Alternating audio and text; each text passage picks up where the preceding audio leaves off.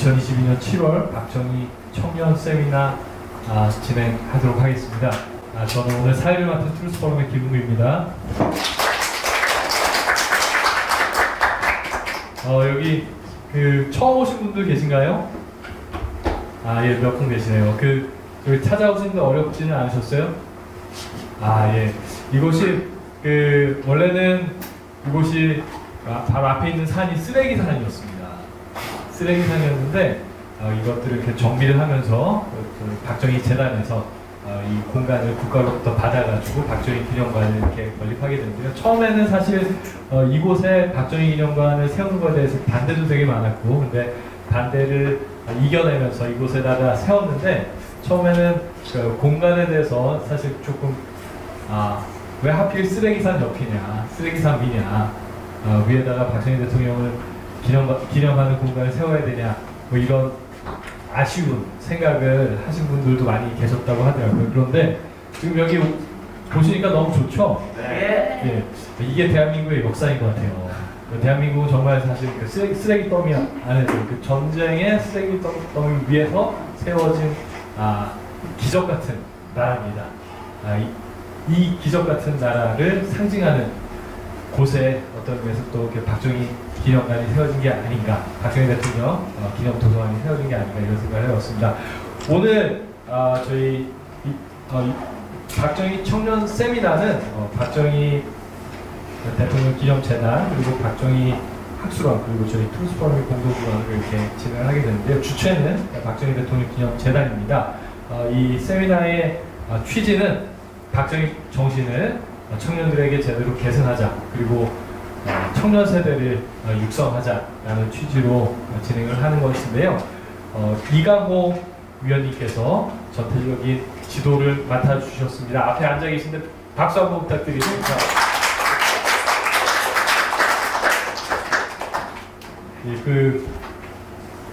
그리고 여기 청년들 많이 와 계시네요. 많이 와 계신데, 저는 이렇게 청년을 말할 때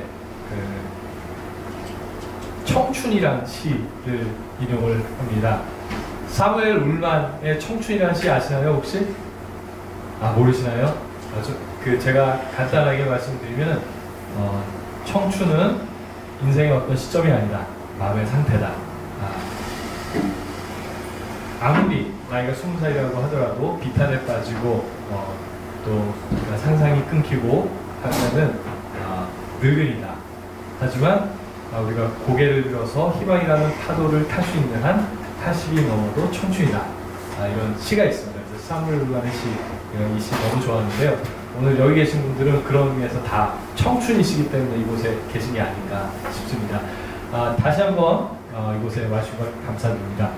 오늘 주제는 7월 17일 제헌절의 의미를 새기며 인데요. 7월 17일이 제헌절인 거 아셨나요?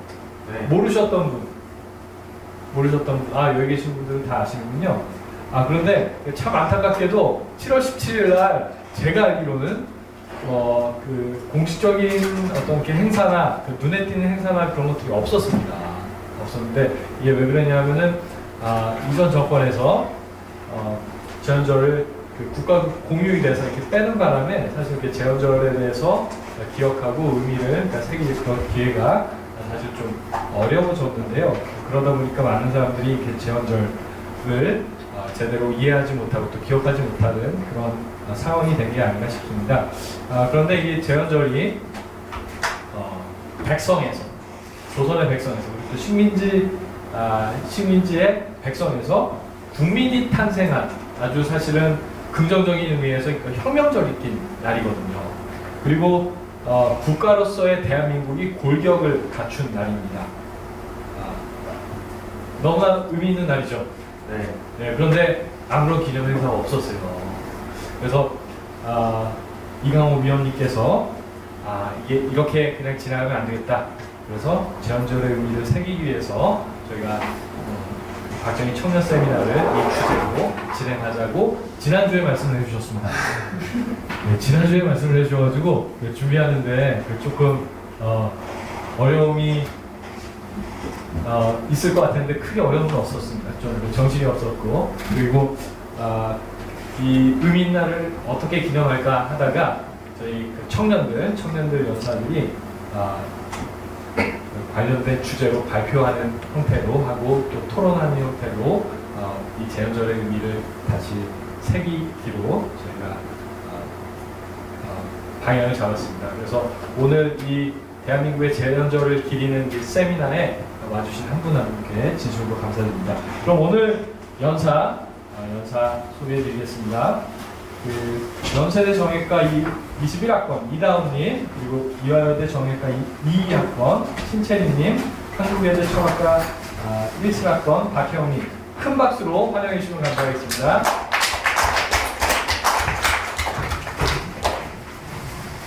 네, 아마 지금 긴장 많이 하고 있을 것 같은데요. 박수 소리가 작아가지고 조금 더 긴장할 것 같아요.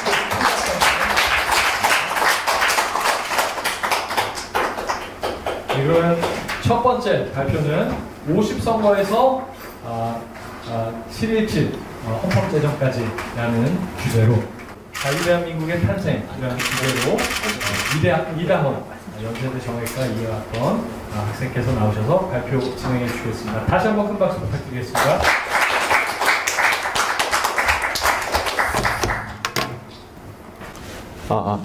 네, 안녕하세요. 저는 연세대학교 정치외교학과 21학번에 재학 중인 이다헌입니다. 네. 저는 오늘 자유대한민국의 탄생, 50선거에서 7.17 헌법 제정까지라는 주제로 발표를 하겠습니다. 우리 헌법의 탄생은 자유대한민국의 탄생을 의미합니다. 북한의 헌법을 가지고 우리의 헌법이다 라고 부르지 않게 된 것은 우리에게 흔들리지 않는 건국의 지도자들이 있었기 때문입니다. 북한의 공산 전체주의 이념과 타협을 하지 않으려고 했던, 타협은 곧 죽음이다라고 외쳤던 이승만 대통령이 있었기에, 또 그와 함께하는 우리의 지도자들이 있었기에 우리는 우리의 자유헌법을 가질 수 있게 되었습니다. 우리 헌법의 탄생은 한반도에 거주하던 민족 역사상 가장 자유롭고 가장 평등하고 가장 부강한 나라의 시작점을 의미합니다. 자기 자식뿐만 아니라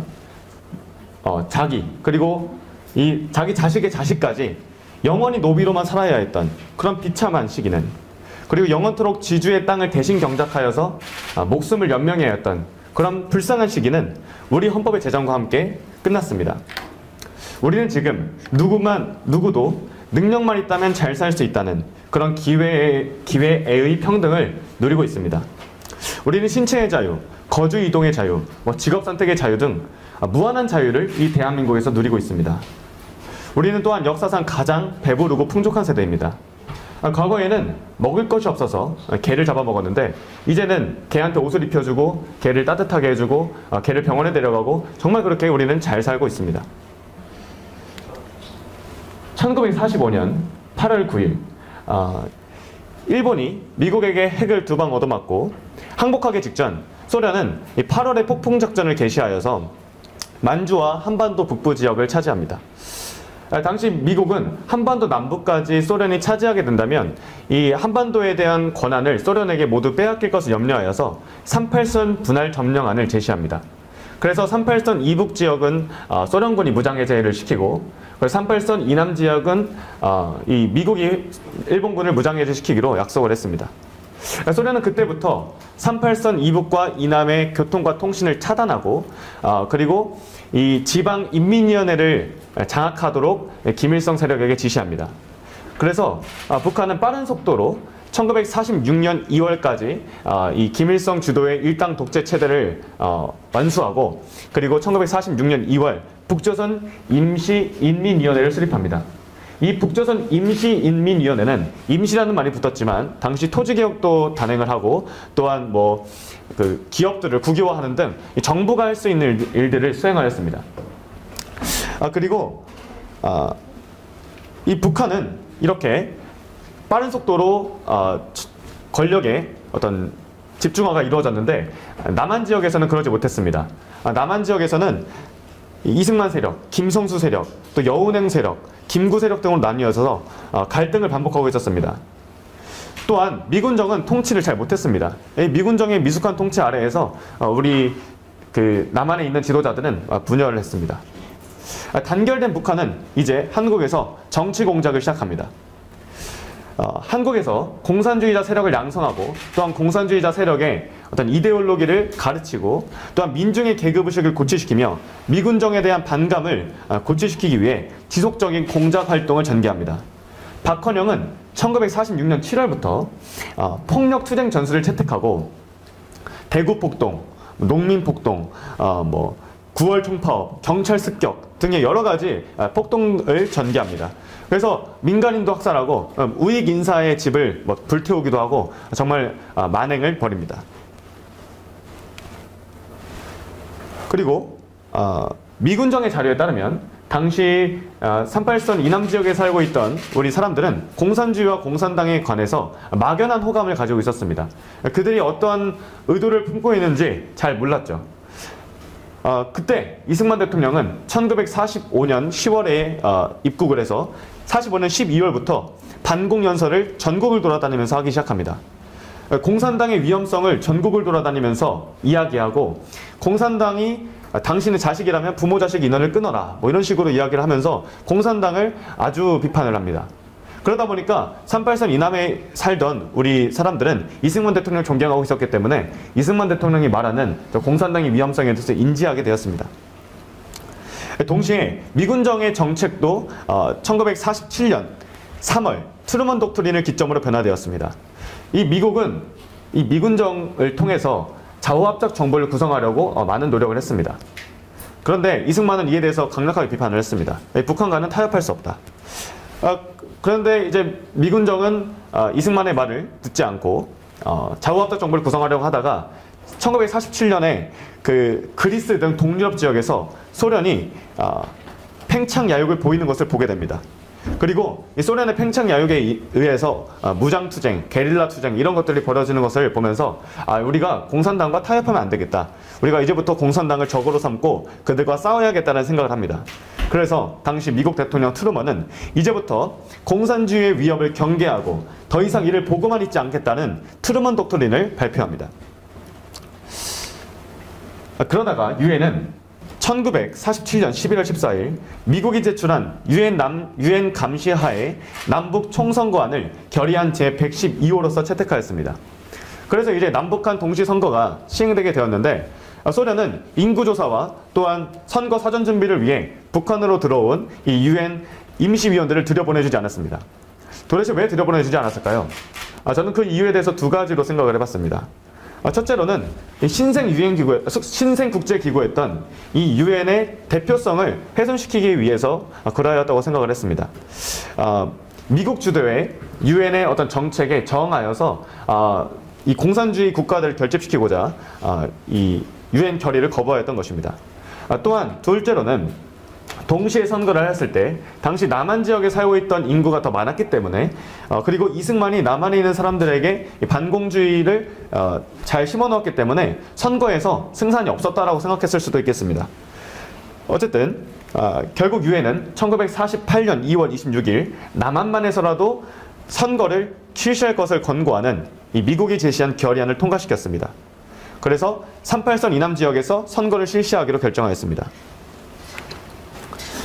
소련의 반대로 38선 이북 지역에서는 선거가 진행되지 못했습니다. 그러나 이남 지역에서는 선거 준비가 잘 되게 됩니다.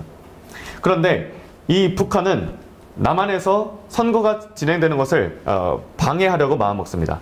그래서 1948년 4월 3일에 남조선 노동위원회가 폭동을 일으켜서 우익 인사들과 가족들을 살해하였습니다. 어찌되었든 우여곡절 끝에 50총선거는 진행되었고 784만 871인의 선거인 명부 등록자 중 95.5%가 선거에 참여하였습니다. 선거가 끝나고 1948년 5월 31일부터 재헌국회가 시작됩니다. 재헌국회에서는 어떠한 헌법을 만들 것인가, 우리는 어떠한 정치 제도를 채택할 것인가와 관련해서 여러 가지 논의를 전개하였습니다. 당시 가장 주도적으로 헌법을 만들려고 한 사람은 유진호라는 인물이었습니다.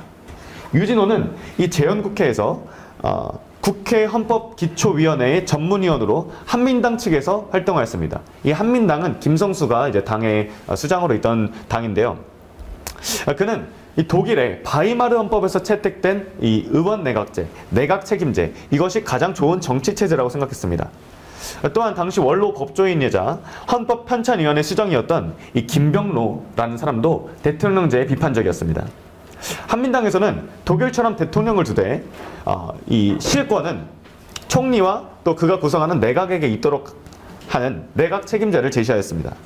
그러나 이승만 대통령은 1948년 6월 17일 성명을 내고 권력구조는 대통령 책임제로 해야 한다고 강조하였습니다. 그런데 이 헌법기초위원회에서 이승만의 요청은 받아들여지지 않았습니다.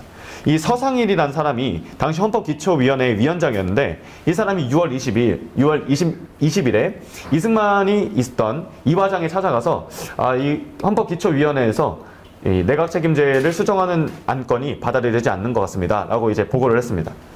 그러니까 이승만이 그날 밤에 잠을 못 잤습니다. 정말 마음을 고생을 하시고 다음날에 그 국회 헌법기초위원회에 찾아가서 30분 동안 내각 책임제에 반대하는 연설을 합니다. 거기서 뭐라고 말했냐면 만약 오늘날과 같은 이런 혼란한 국제정세 속에서 우리가 내각 책임제안을 채택한다면 권력의 안정이 안 될 것이며 아무도 대통령직을 맡으려 하지 않을 것이다 라고 이야기를 했습니다. 그리고 이렇게 덧붙였습니다. 만약 이 내각 책임제안을 채택한 이 초안이 국회에서 그대로 헌법으로 채택된다면 나는 이 헌법 체제 하에서 아무런 역할도 맡지 않을 것이다. 나는 민간에 가서 민간운동을 하겠다 라고 폭탄 선언을 했습니다. 이러한 선언에 당황한 유진호와 또 많은 이 기초위원들은 이승만의 이화장에 찾아갑니다. 그래서 그를 설득하기 시작합니다. 당시 이승만과 친밀했던 이 허정이라는 인물은 이승만에게 저희가 내각 책임제와 대통령 책임제의 장단점을 잘 검토한 것이니 받아들여 주십시오. 이렇게 이야기를 했어요. 그런데 이승만 대통령은 이 사람아, 내가 그걸 모르겠나? 만약에 내가 그 대통령이 되면 뒷방 영감이 될 것이 아닌가?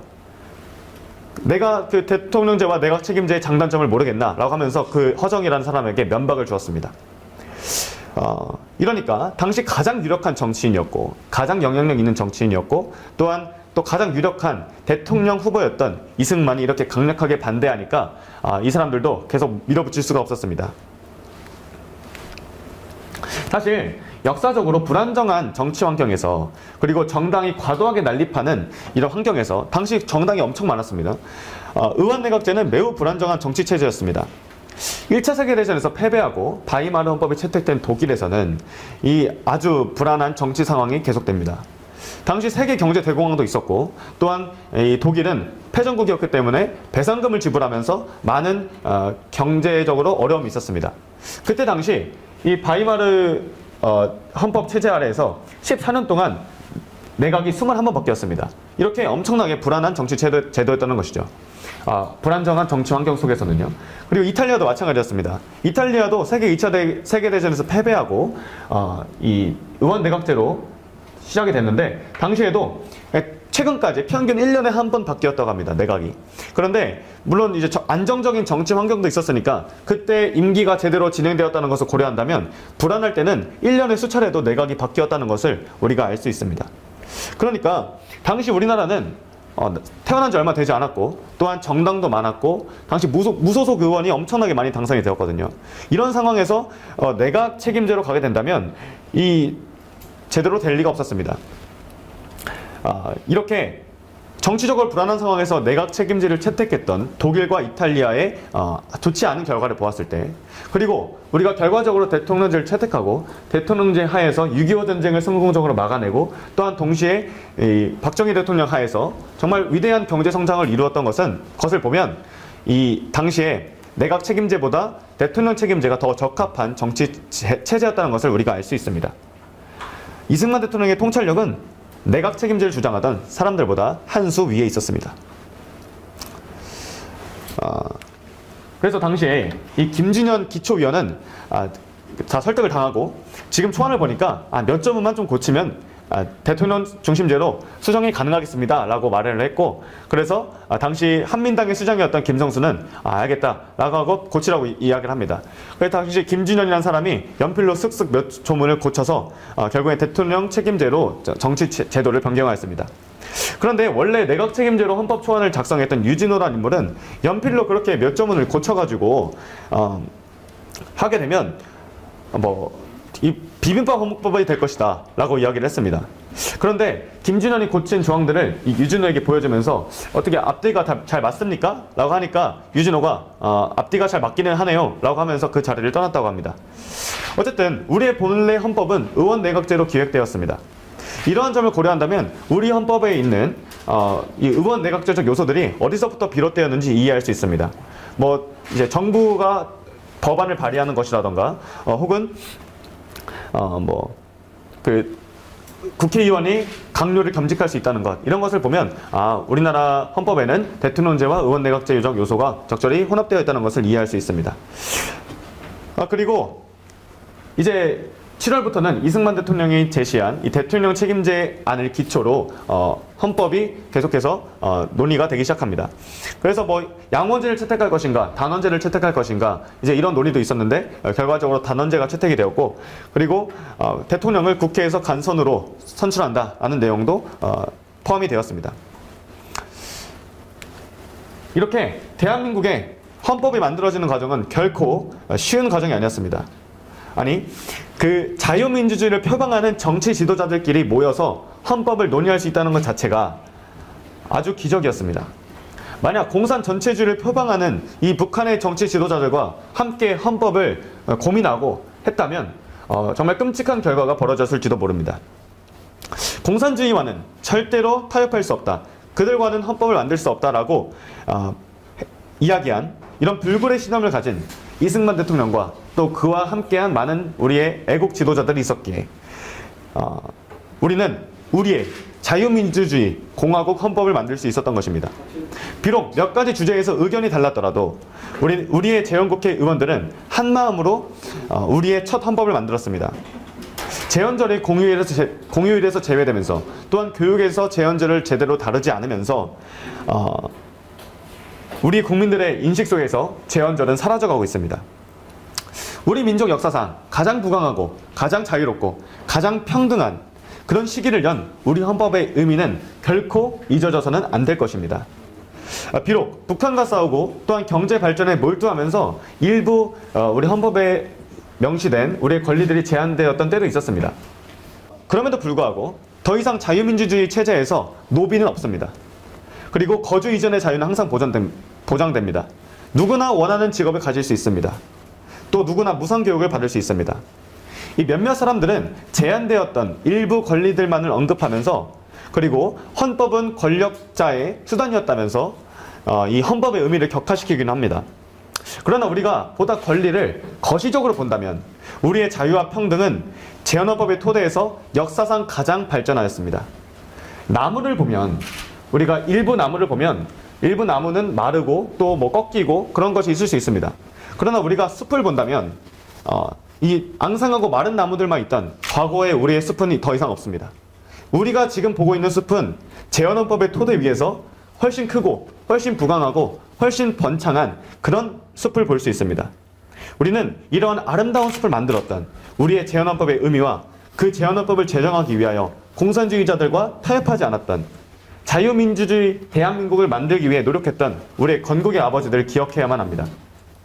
여기에 모인 자유대한민국을 사랑하는 우리는 나의 조국 대한민국과 나의 자랑스러운 재헌헌법을 세상에 알리기 위하여 마음을 합하여 힘써 나아가야 할 것입니다. 네, 이상으로 발표를 마치도록 하겠습니다. 잠깐 그 자리에 계시죠. 발표 너무 잘했죠? 네. 다시 한번 큰 박수 부탁드립니다.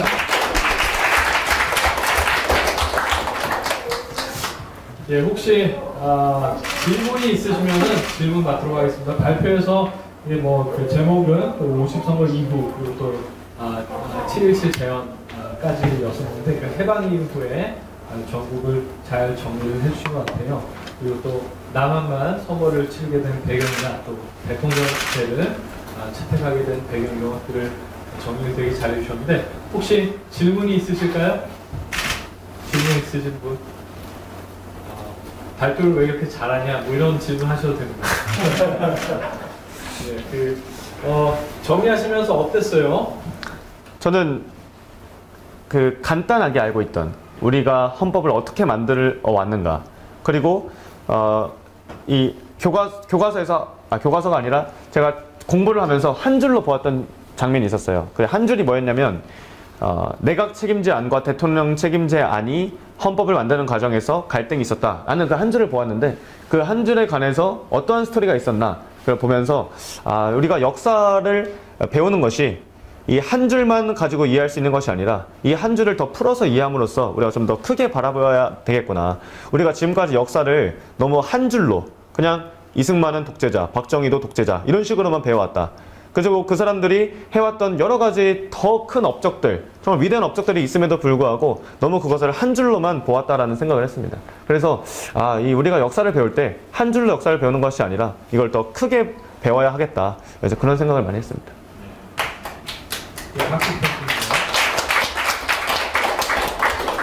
내각제, 대통령제 같은 경우는 사실 그 맥락과 배경을 사실 좀 이해를 해야지 이런 논란이 생겼고, 또 이게 건국 초기에 대통령제가 우리에게 적합한 시스템이었는지를 사실 이해할 수 있는데, 그런 맥락과 배경에 대한 설명 없이 그냥 일방적으로 이런 논란이 있었고 대통령제 채택했다 이렇게 설명하면은 이승만 대통령이 대통령 하려고 자기의 권한을 강화하기 위해서 그렇게 한 것처럼 일으켜지기가 쉽고, 그리고 또 그런 식으로 실제로 요즘 이렇게 가르치고 있고 한 것이 현실인데, 그런 문제점들을 우리가 잘 이해하고 개선해 나갈 수 있으면 좋을 것 같아요. 다음 이게 마지막 질문 드리고 싶은데, 다음님도 처음에 이런 것들 학교에서 배울 때는 그냥 배우고 지나가셨을 거잖아요. 그런데 인식의 변화?